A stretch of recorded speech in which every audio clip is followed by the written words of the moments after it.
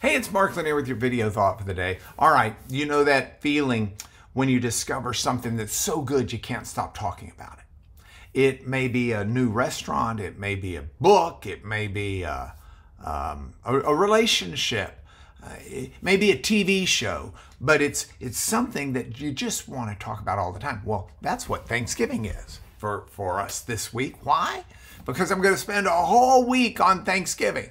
And you may be saying, wait a minute, a whole week on Thanksgiving? Why don't you just say, be thankful and move on? All right, here's the thing. In Hebrew, the word for Thanksgiving is todah.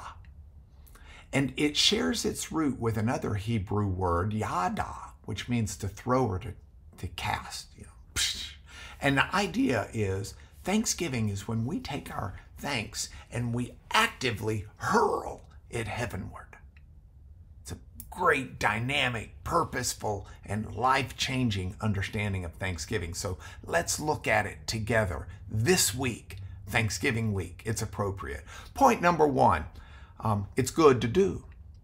One of my favorite Psalms, committed it to memory at an early age, is Psalm 92, and it starts, "It is good to give thanks to the Lord and to sing praises to your name, O Most High." And it is a good thing to do. It's not simply polite. You know, we teach our kids, say thank you. Yeah, it's polite, but it's being thankful to God is more than that. It's not just proper. Yes, it's proper to be thankful, but it's not just proper. It's not just expected. It's good. The Hebrew word tov, that's the same Hebrew word that God used when he declared creation in Genesis was good. It was tov. It's not just morally right that we're thankful. It's fundamentally beneficial to the core of our being. You know, there are psychological studies that show people who are consistently thankful report higher levels of happiness, better relationships, and even improved health. Which leads me to a second point. How thankful are we? If you think about your smartphone, I saw a study that indicated most people use 10% of its features. I probably don't even use 10% of mine. But in a similar way, many of us access only a tiny fraction of Thanksgiving's power. It's like a special garment we wear once a year. We haul it out on Thanksgiving Day. We're thankful Thanksgiving Day, but that's it. No, Thanksgiving, gratitude is meant to be part of our daily operating system. In South Korea, there's a beautiful tradition called Gamida.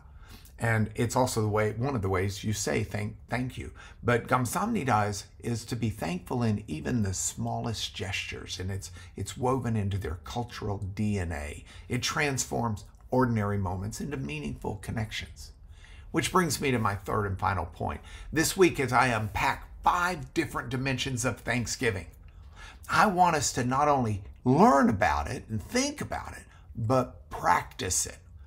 So each day I'm going to dive into one aspect, I hope, and examine it through scripture, through science, through culture and stories from around the world. But it's like a diamond. Thanksgiving, you know, a diamond, you can turn it, and depending on the light, where it is, it'll show you a different facet or a different beauty.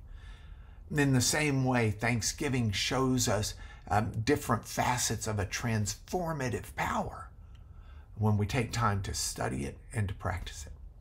So remember that good feeling I started out with? I want you to have it this week. I want you to watch these videos, share these videos, because as we understand the transforming power of Thanksgiving, we will not only todah, be thankful, but yada, we will hurl our thanks heavenward. We will unwrap this gift that's been hiding in plain sight for many of us and go from 10% up to 70, 80, 90%.